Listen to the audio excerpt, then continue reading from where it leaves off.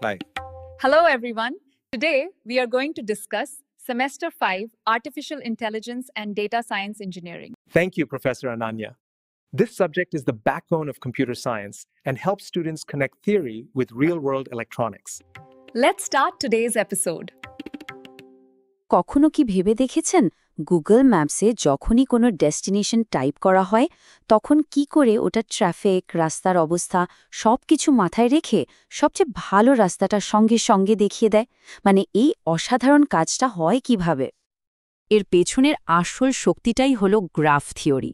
আর এটা শুধু শহরের ম্যাপের জন্য নয়, ইন্টারনেট কিভাবে চলে বা আমাদের সোশ্যাল নেটওয়ার্কগুলো কিভাবে একে অপরের সাথে যুক্ত, এই সব জটিল জিনিসগুলো বুঝতেও সাহায্য করে। ঠিক আছে, তাহলে চলুন এই রহস্যটা একটু একটু করে ভেদ করা যাক। সবার আগে আমাদের শিখতে হবে একটা সাধারণ ম্যাপকে গণিতের চোখে কিভাবে দেখতে হয়। গ্রাফ থিওরিতে আমরা ম্যাপের মূল দুটো জিনিসকে একদম সহজ করে ফেলি। প্রত্যেকটা শহর বা গুরুত্বপূর্ণ মোড়, সেগুলোকে আমরা বলি এক একটা ভার্টেক্স বা সোজা বাংলায় বিন্দু। আর যে রাস্তাগুলো এই শহরগুলোকে জোড়ে সেগুলোকে বলি এজ বা রেখা। আচ্ছা, এই যে গ্রাফটা তৈরি হলো, এর মধ্যে চলাফেরা করার একটা উপায় হলো ওয়াক মানে হলো যে কোনো একটা ভার্টেক্স থেকে শুরু করে এজ ধরে ধরে অন্য ভার্টেক্সে যাওয়া। এখানে কিন্তু একই রাস্তা বা একই মোড় একাধিকবার ব্যবহার করা যেতেই পারে। মানে সহজ করে বললে একটা ওয়াক হচ্ছে অনেকটা রাস্তা হারিয়ে ফেলা একজন ট্যুরিস্টের মতো, যে হয়তো কোনো পরিকল্পনা ছাড়াই ঘুরছে আর একই জায়গায় বারবার চলেও আসছে। কিন্তু যদি আমাদের লক্ষ্য থাকে একদম ঠিকঠাকভাবে এক জায়গা থেকে আরেক জায়গায় যাওয়া, তখন আমরা ব্যবহার করি পাথ হলো এমন এক বিশেষ ধরনের ওয়াক যেখানে কোনো ভার্টেক্স মানে কোনো শহর দ্বিতীয়বার আসা হয় না। এটাকে একটা পারফেক্ট রোড ট্রিপের প্ল্যানের মতো ভাবতে পারেন, যেখানে যাত্রাপথটা এমনভাবে সাজানো হয়েছে যাতে প্রত্যেকটা নতুন জায়গায় যাওয়া যায়, কিন্তু কোনো এক জায়গায় বারবার ফিরে আসতে না হয়।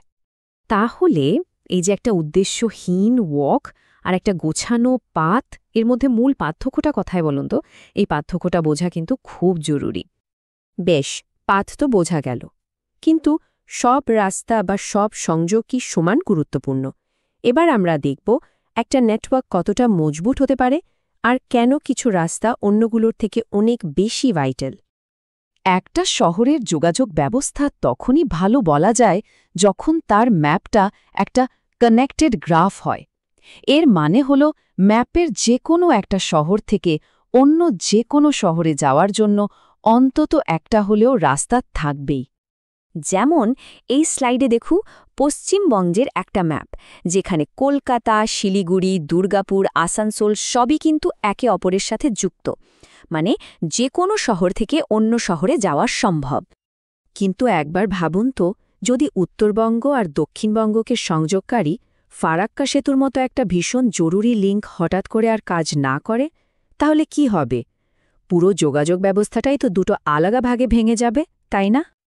গ্রাফ থিওরির ভাষায় এই ধরনের লিঙ্ককেই বলা হয় কাট এজ বা ব্রিজ। এটা এমন একটা এজ যেটাকে সরিয়ে দিলে একটা জোড়া লাগানো গ্রাফ একাধিক আনকানেক্টেড বা বিচ্ছিন্ন অংশে ভাগ হয়ে যায়। ফারাক্কা সেতু এর একটা দারুণ বাস্তব উদাহরণ। তাহলে বোঝাই যাচ্ছে একটা নেটওয়ার্ক কতটা স্থিতিশীল সেটা বোঝার জন্য এই কাটেজ বা দুর্বল লিঙ্কগুলো খুঁজে বের করা কতটা গুরুত্বপূর্ণ। আচ্ছা, আমরা এতক্ষণ শুধু সংযোগ বা কানেকশন নিয়ে কথা বললাম, কিন্তু গুগল ম্যাপস তো শুধু রাস্তা দেখায় না, ওটা দ্রুততম রাস্তাটা দেখায়। এখন প্রশ্ন হলো, সবচেয়ে ছোট রাস্তা আর সবচেয়ে দ্রুত রাস্তা দুটো কি সবসময় একই হয়?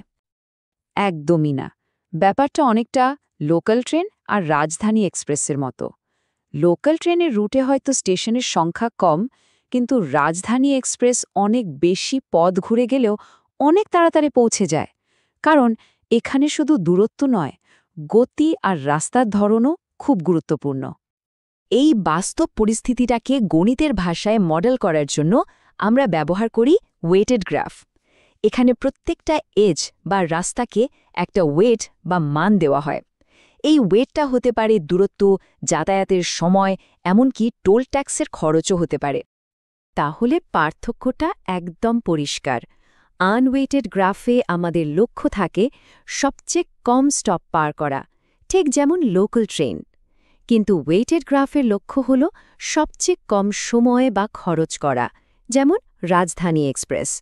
গুগল ম্যাপস কিন্তু ঠিক এই দ্বিতীয় কাজটাই করে। কিন্তু এই যে দ্রুততম পথ, এটা খুঁজে বের করার উপায়টা কি? এখানেই আসছে আমাদের গল্পের হিরো, একটা জাদুকরী অ্যালগরিদম, যার নাম ডাইকস্ট্রাস অ্যালগরিদম। ডাইকস্ট্রাস অ্যালগরিদম জিনিসটা শুনতে কঠিন লাগলেও এর পদ্ধতিটা কিন্তু খুব সহজ আর দারুণ কাজের। এটা শুরু করে উৎস বা সোর্স থেকে, তারপর একটার পর একটা সবচেয়ে কাছের নোডগুলো ভিজিট করতে থাকে, আর প্রত্যেকটা ধাপে দূরত্বের হিসেবটা আপডেট করতে থাকে, যতক্ষণ না গন্তব্যে পৌঁছানোর সবচেয়ে কম ওয়েট বা খরচের পথটা খুঁজে পাওয়া যায়। চলুন কলকাতা থেকে শিলিগুড়ি যাওয়ার এই উদাহরণটা দিয়ে ব্যাপারটা বুঝি। অ্যালগরিদম শুরু করল কলকাতা থেকে। আচ্ছা, কলকাতা থেকে সবচেয়ে কাছের দুটো শহর কি কি? দুর্গাপুর ১৫০ কিমি আর আসানসোল ২০০ কিমি। তাহলে সবচেয়ে কাছে কোনটা? অবশ্যই দুর্গাপুর। তাই অ্যালগরিদম প্রথমে দুর্গাপুরকে বেছে নিল। এবার দুর্গাপুর থেকে চারপাশটা দেখা হচ্ছে। আরে, দুর্গাপুর থেকে তো আসানসোল মাত্র ৪০ কিমি। তাহলে কলকাতা থেকে দুর্গাপুর হয়ে আসানসোলে যাওয়ার নতুন দূরত্ব কত হলো? ১৫০ যোগ ৪০ মানে ১৯০ কিমি। এটা তো সরাসরি যাওয়ার ২০০ কিমির থেকেও কম। ব্যাস, অ্যালগরিদম সঙ্গে সঙ্গে তার হিসেবটা আপডেট করে নিল। ঠিক এইভাবেই ধাপে ধাপে সবচেয়ে কম দূরত্বের পথ বেছে নিয়ে এটা এগোতে থাকে, যতক্ষণ না শিলিগুড়ি পৌঁছনোর দ্রুততম রাস্তাটা বেরিয়ে আসে। আর এই গ্রাফ থিওরি কিন্তু শুধু জিপিএসেই আটকে নেই। এআই আর ডেটা সায়েন্সের দুনিয়ায় এর ব্যবহার বিশাল। সোশ্যাল নেটওয়ার্কে দুজন মানুষের মধ্যে সবচেয়ে কম সংযোগের পথ বের করা, বা অ্যামাজনের মতো কোম্পানি কিভাবে তাদের ডেলিভারি রুট ঠিক করে, কিংবা ইন্টারনেটের ডেটা প্যাকেটগুলো কিভাবে সবচেয়ে দ্রুত আমাদের কাছে পৌঁছায়, অথবা নেটফ্লিক্স কিভাবে ব্যবহারকারীদের জন্য নতুন সিনেমার সাজেশন দেয়, এই সব কিছুর পেছনেই কিন্তু রয়েছে গ্রাফ থিওরি। শেষে একটা কথা মনে রাখা খুব দরকার। গ্রাফ থিওরি শুধু কিছু নিয়ম বা অ্যালগরিদম নয়, এটা আসলে একটা চশমার মতো, যা দিয়ে আমরা আমাদের চারপাশের জটিল দুনিয়াটাকে অনেক সহজভাবে দেখতে পারি। এটা আমাদের শেখায় কিভাবে কানেকশন, সম্পর্ক আর নেটওয়ার্কের ভেতরের গল্পটা খুঁজে বের করতে হয়। একজন এআই বা ডেটা সায়েন্সের শিক্ষার্থী হিসেবে এই দক্ষতাটা শুধু একটা টুল নয়, এটা ভবিষ্যতের প্রযুক্তিগত পৃথিবীর ব্লুপ্রিন্ট বোঝার একটা চাবিকাঠি। প্রত্যেকটা নেটওয়ার্ক একটা গল্প বলে।